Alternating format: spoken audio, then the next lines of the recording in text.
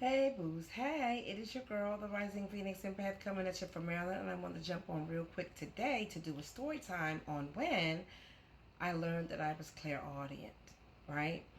Okay, so the story goes, my father began to, decline in his health in 2019. My mom had passed prior in 2017. And my father's health began to decline. He went into the hospital, and from the hospital, he went into a rehab.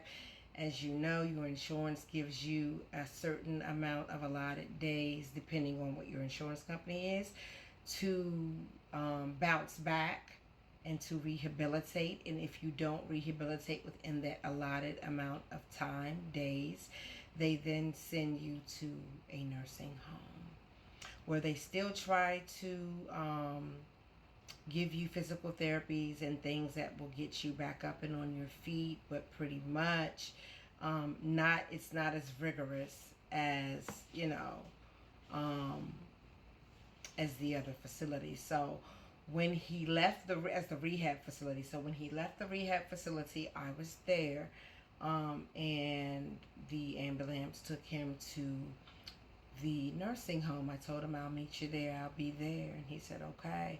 And so I met them at the nursing home. I actually got there first, and I was there when they wheeled him in. We caught eyes in the lobby. He lit up, he was so happy, and he felt so supported and loved. And they took him to the room.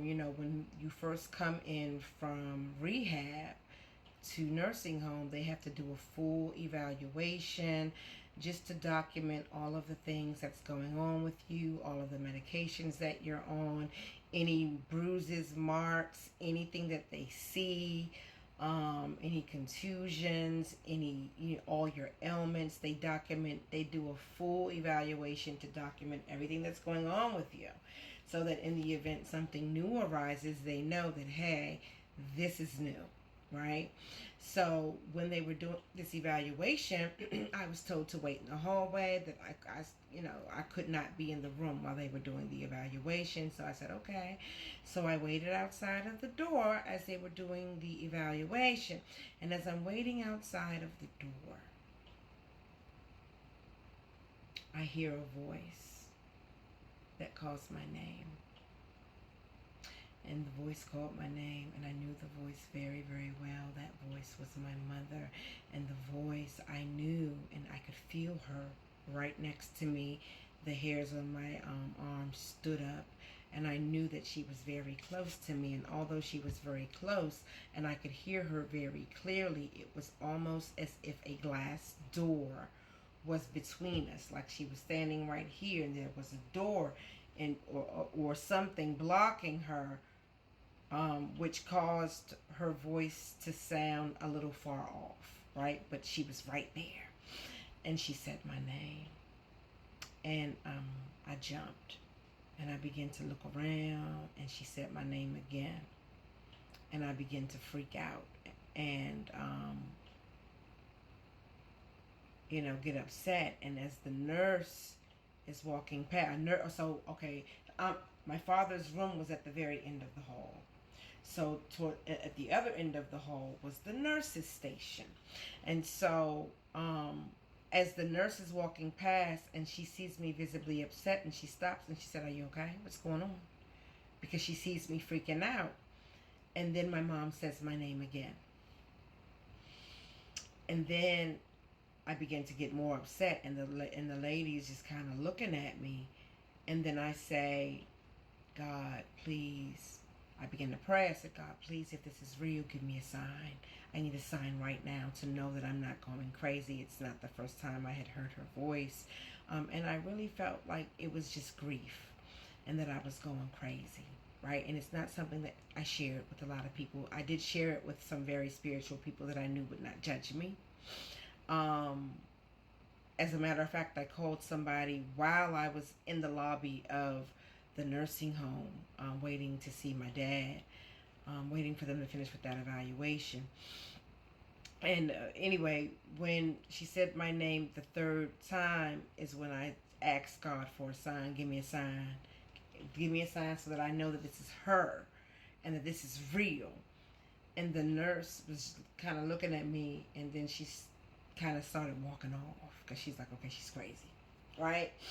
So right as she's walking off, and right as I say, I need a sign right now, I need to know right now, and right as she's walking off and I utter those words, the nurse down at the nurse's station began to say, Francina!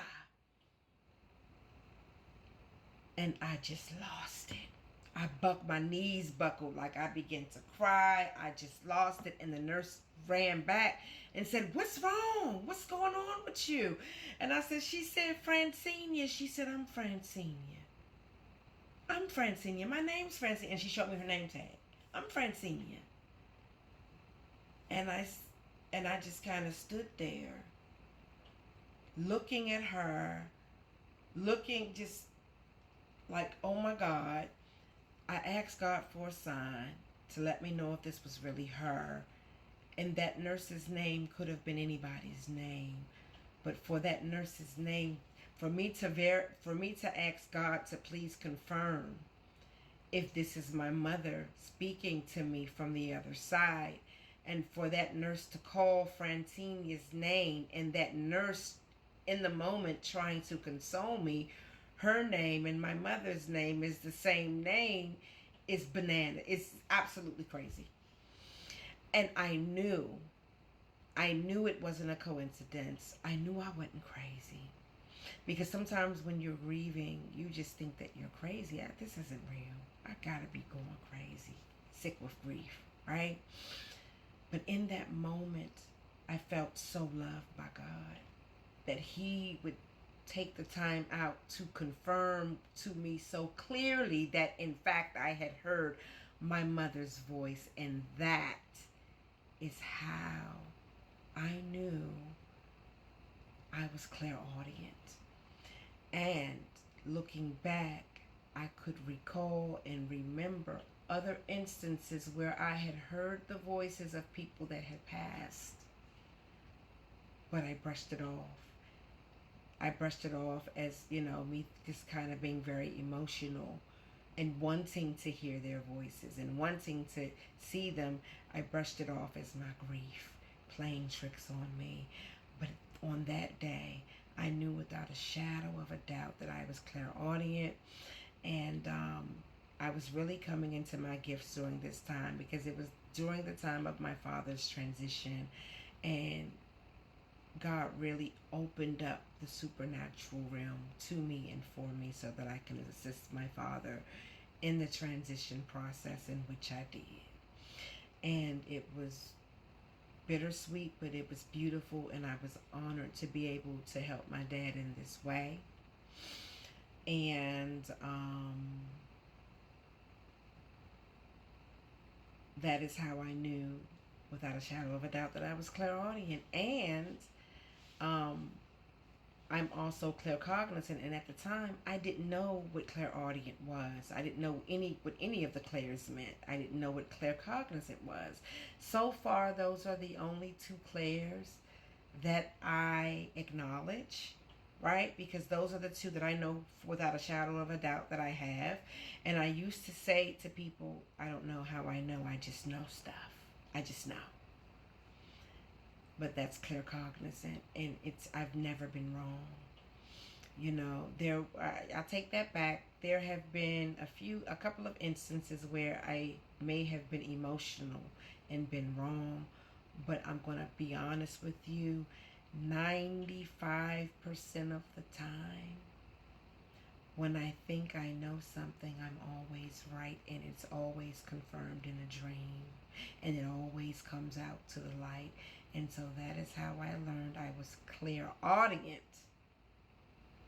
And then I began to do the research and realized I was also claircognizant.